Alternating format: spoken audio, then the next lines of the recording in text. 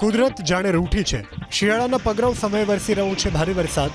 લોકોને સ્વેટરના બદલે રેનકોટ સાથે રાખવો પડી રહ્યો છે। સૌરાષ્ટ્રના અનેક જિલ્લાઓ માવઠાનું માર સહન કરી રહ્યા છે। ગીર સોમનાથ પંથકમાં વરસ્યો ભારે વરસાદ। 24 કલાકમાં જિલ્લામાં 3 થી 7 ઇંચ ધોધમાર વરસાદ વરસ્યો।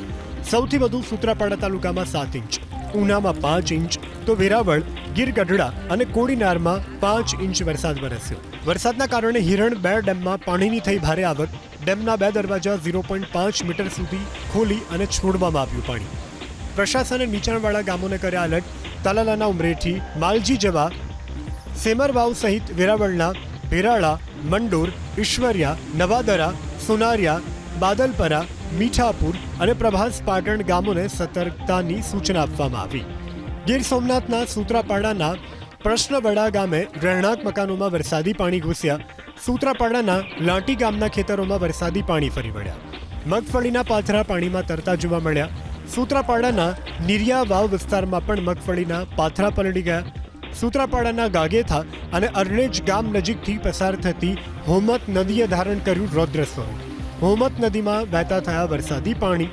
ગીર સોમનાથના પ્રાચી તીર્થમાંથી પસાર થતી સરસ્વતી નદીમાં આવ્યું ઘોડાપુર।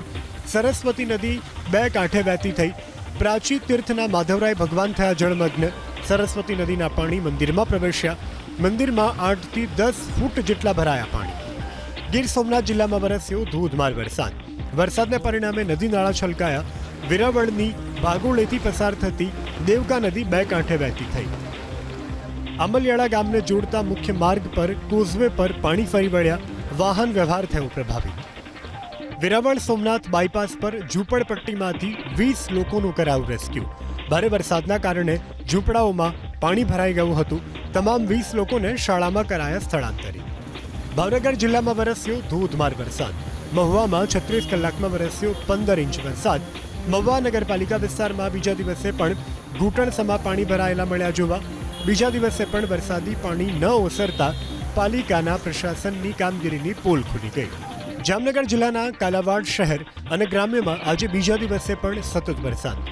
તાલુકાના નવાગામ, ટોડા, માછરડા, ધૂન-ધોરાજી, મોટી વાવડી, મોટા પંચદેવડા, નિકાવા, શિશાંગ સહિતના ગ્રામ્ય વિસ્તારોમાં કમોસમી વરસાદ વરસ્યો। જૂનાગઢ શહેર અને જિલ્લામાં પણ વરસાદી માહોલ। જિલ્લામાં આશરે 1 થી 3 ઇંચ વરસાદ નોંધાયો। આ દ્રશ્યો જુઓ।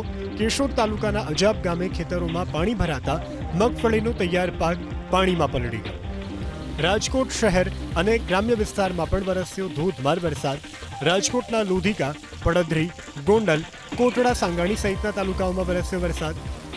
ઉપલેટા શહેરના કાદી વિસ્તાર, શાક માર્કેટ, જીરાપા, પ્લોટ, પંચ હાટોડી વિસ્તાર, કટલેરી બજાર, બસ સ્ટેશન સહિતના વિસ્તારોમાં વરસ્યો વરસાદ। તો તાલુકાના ઈસરા, નાગવદર, વરજાંગ, જાડિયા, નીલાખા, ડુમિયાણી, વાડલા સહિતના ગ્રામ્ય વિસ્તારોમાં કમોસમી વરસાદ વરસ્યો। જેતપુર શહેર અને આસપાસના વિસ્તારોમાં પણ માવઠાનો માર।